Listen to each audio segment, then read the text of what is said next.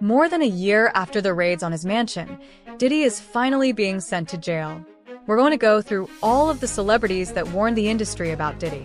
There have been rumors for decades that Diddy was involved in abuse and coercion. Now, it's all coming to light.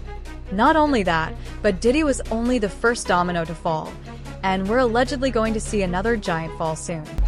Motherfuckers be gay in Hollywood, you never expected.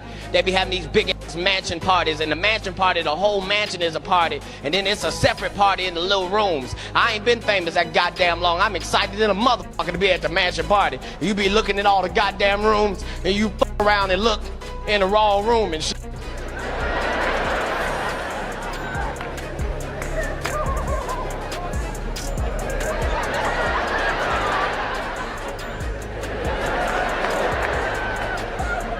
Come here, come here. Is that two niggas kissing?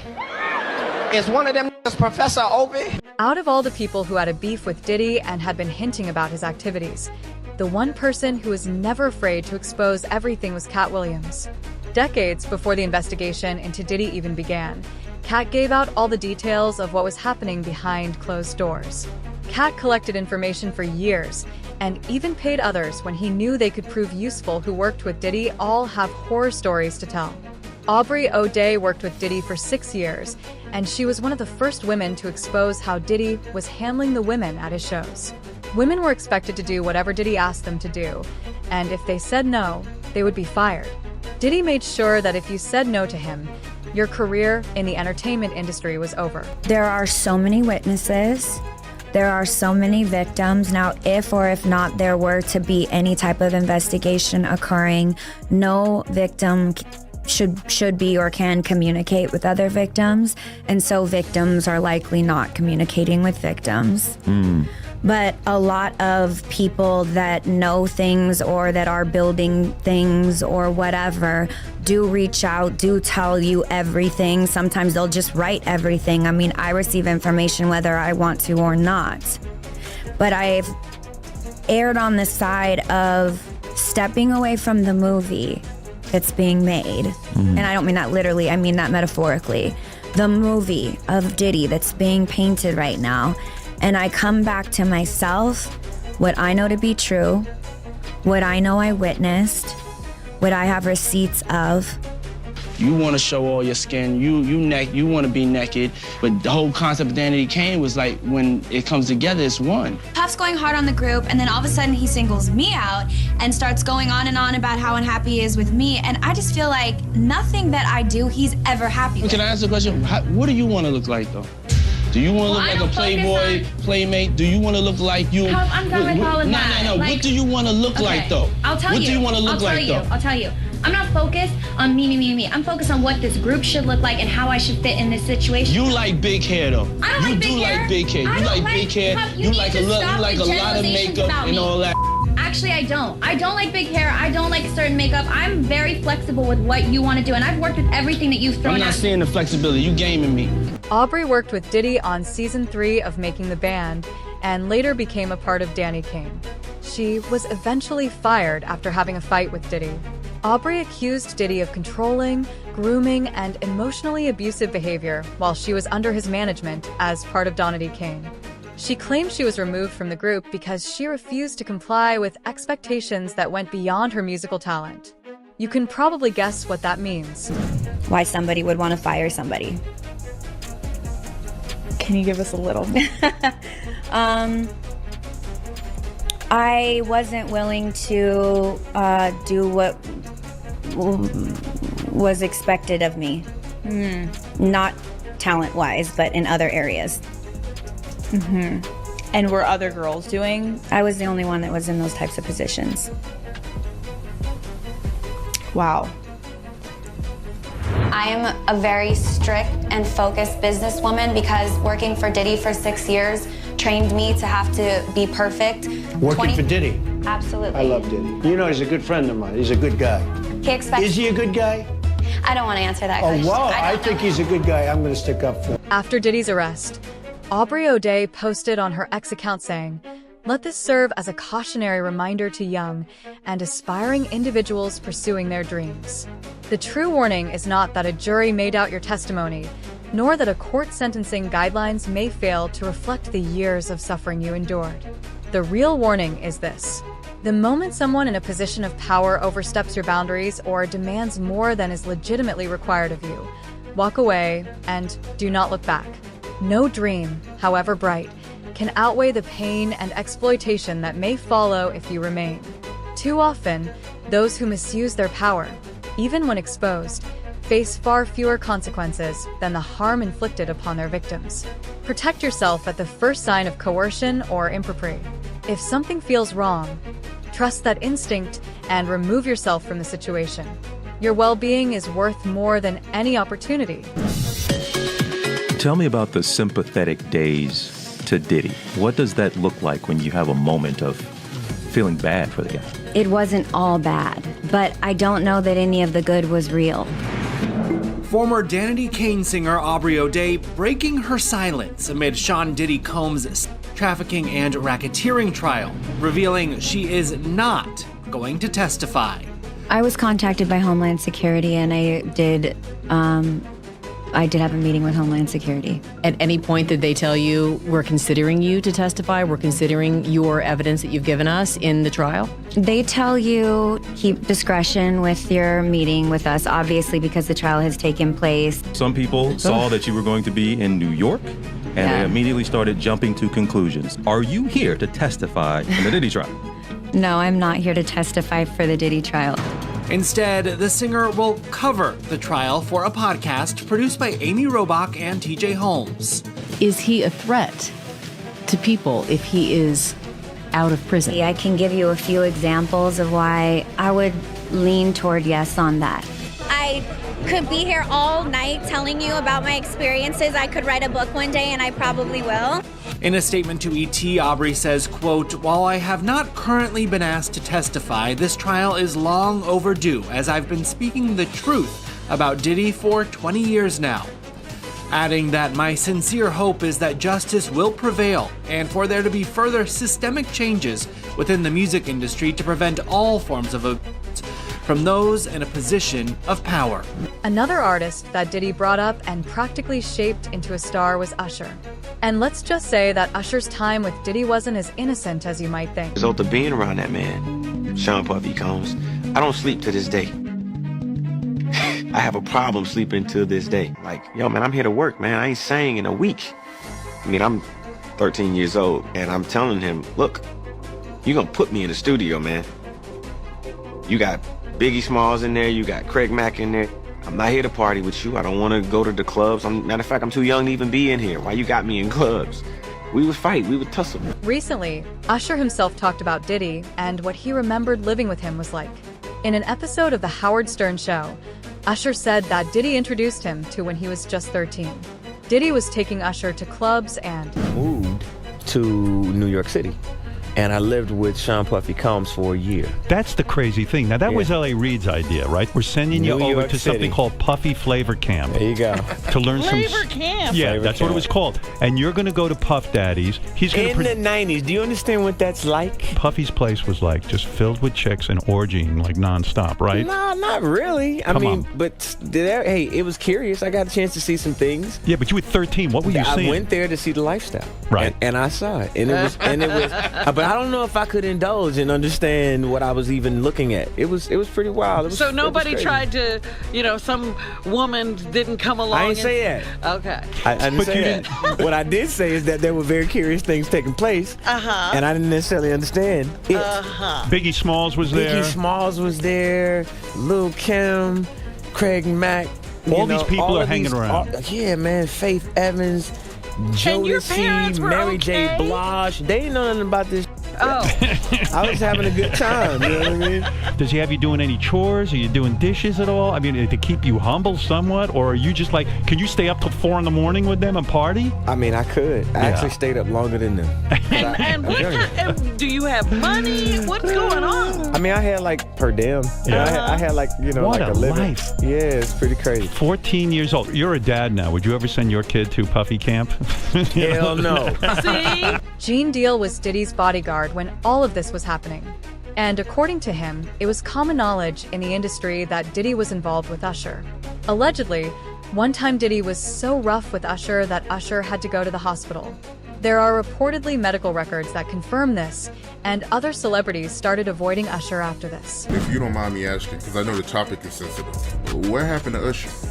I heard about some music executive from the industry back in Harlem. You know, I heard it from some music executives back in Harlem. And I'm not gonna speak on their name.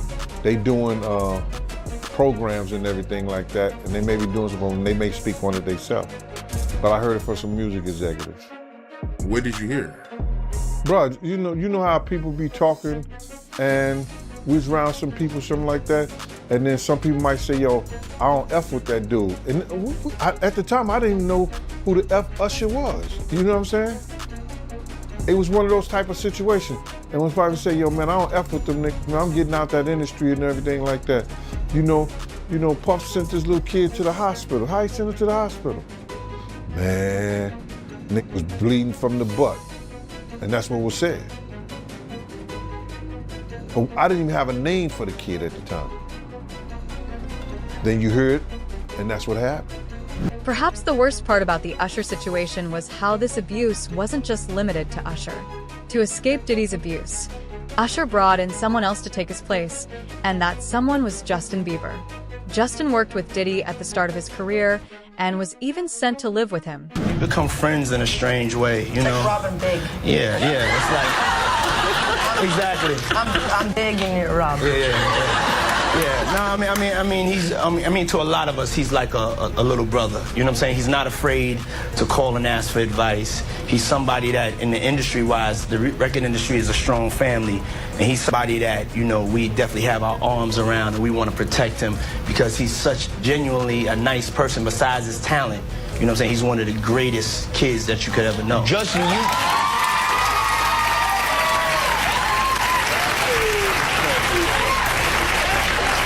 You know, Diddy bought his son a Bentley. Maybe, you know, he could buy you one also while you're out. He got me a Lamborghini.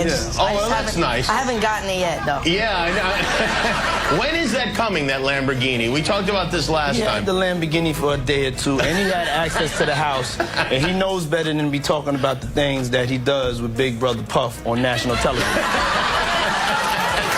Apparently not. Some things, everything ain't for everybody. What's up, man? You good? I'm good. How are you? All right, young brother, everything's good? Everything's Selling great. out arenas and everything? Starting to act different, huh?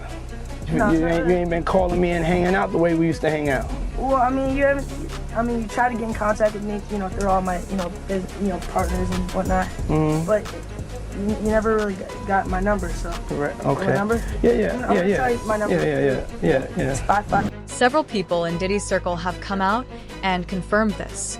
One of these people was Jaguar Wright, who used to be a background dancer for Jay-Z.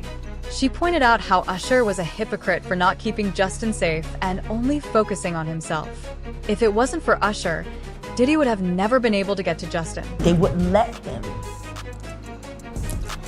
Actually, someone made reference to the fact that Diddy trying to get at Bieber the way he was trying to get at Bieber was looking a little predatory.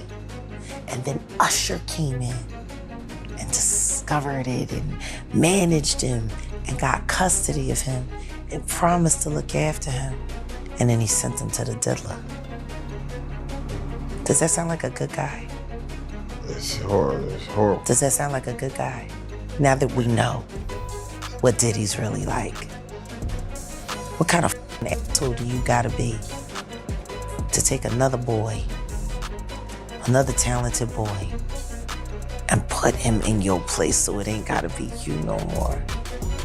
Because that's what pedophiles do. They get victims, and then once they get to a certain age and they get too old for them to enjoy them, they send them out to go get other young kids.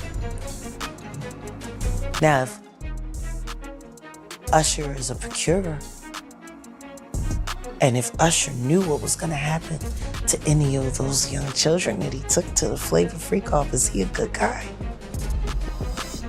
Especially considering what happened to him, especially considering that he sat with Howard Stern, and Howard Stern said, would you send your kids to Puffy's flavor camp, and his immediate response was, hell no!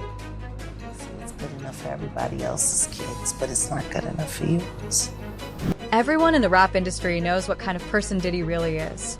Some of the biggest names in the game stand against Diddy.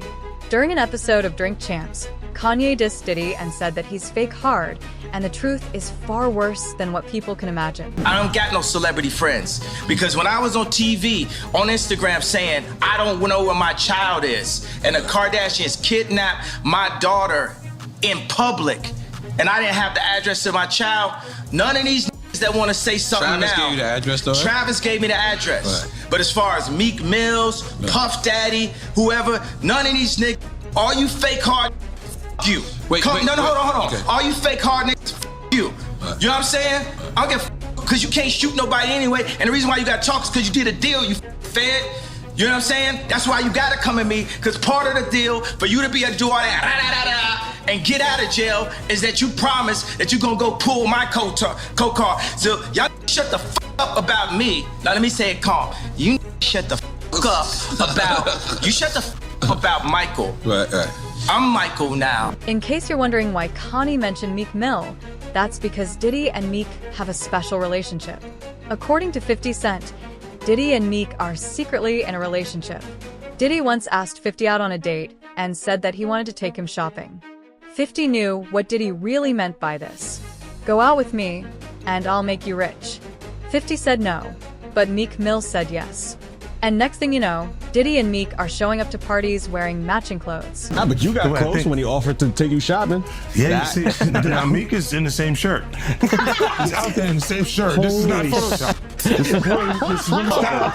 Stop it. You set that up. Look, obviously was not offended by what I was offended by. Guys may say to a girl, you know, like, let me take a shot. See? Damn. They found it that quick. What do you think is happening in the middle? I don't know what's going on there. Because it was like, he was like, yo, you hot now. Now we got to hang out now. Like, you know, like hang out. Yeah. She said, I don't know, maybe I'll take you shopping and I get you some flash and you can give me the. And I was looking and I was like, let me just move away from him because I'm going to mess up the way. Certain things, they let it go by because it's Puff. He wasn't like in the closet. He was like in the hallway. All these years, you've been the only one calling this out. No, I look like I've been the crazy guy for a long time. They said you're a hater. They said you're crazy. You do this, and now everybody's complaining. My hurting. According to 50 Cent, he and Netflix are working on the documentary, which is set to be released in the first quarter of 2026. In a recent interview, 50 Cent said that the documentary is taking so long because the allegations against Diddy just keep on growing. In his own words, it's a difficult project because every day there's new accusations coming out. It's new things that happened. So it's become an octopus with so many powers and so many things going on.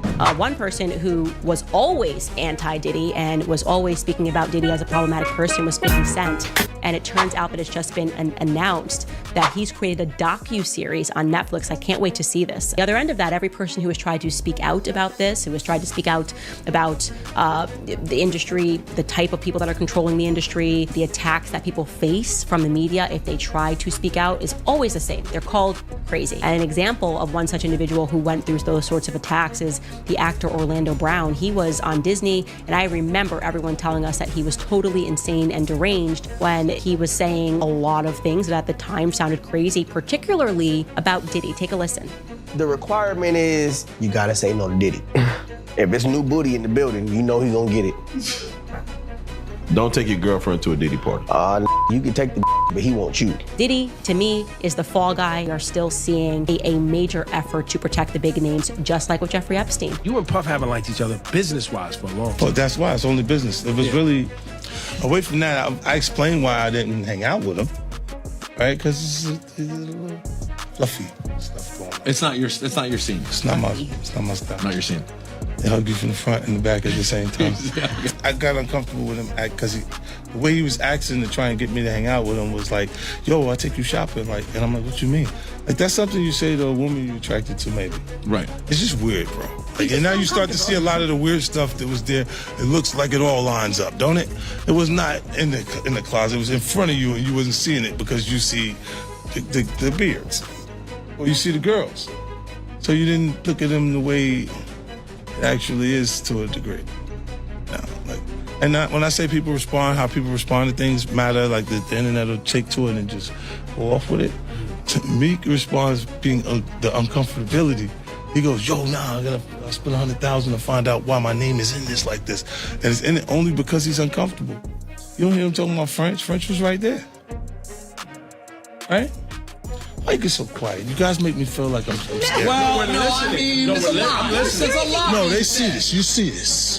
They see this. He sees it. Don Richard, who is a member of Danny Kane, same as Aubrey and later part of Diddy Dirty Money, accused Diddy of and threats during her time working with him. In 2024, Richard filed a lawsuit alleging that Diddy her and that she had witnessed Diddy Cassie.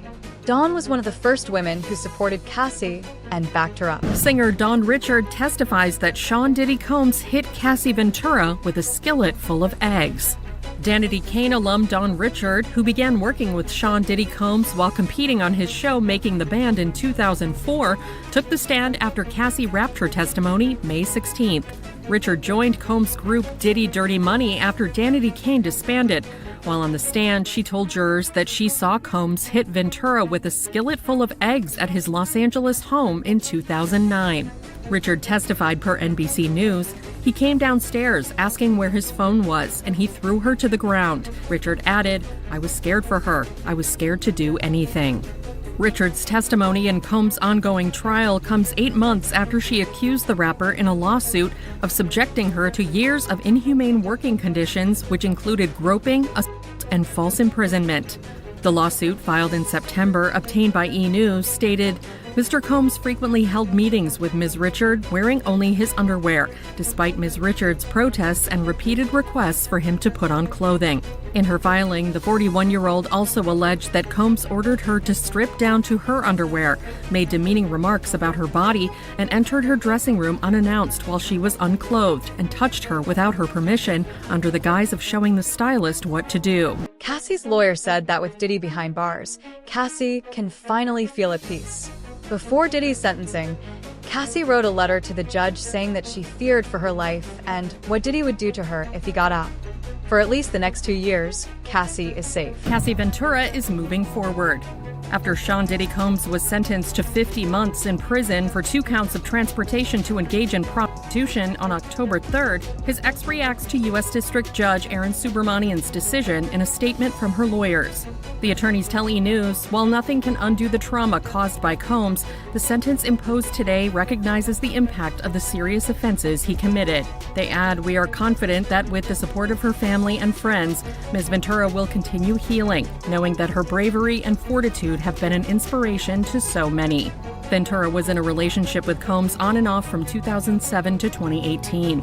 In addition to his over 4 years in prison, Combs was handed 5 years of supervised release and a fine of $500,000. Ahead of his sentencing, Combs, who was acquitted on sex and racketeering charges during his federal trial, expressed remorse for, quote, all of the hurt and pain he caused others through his conduct in a letter to the judge. He wrote in the filing, obtained by NBC News October 2nd, I lost my way. I got lost in my journey, lost in the drugs and the excess. Sources are already hinting that another huge name in the industry is about to get exposed. Someone who's been hiding in plain sight, pretending to be untouchable. And when that name drops, it's going to shake the industry even harder than Diddy's fall did. Make sure you're subscribed because when the next one goes down, we'll be right here to break it all down.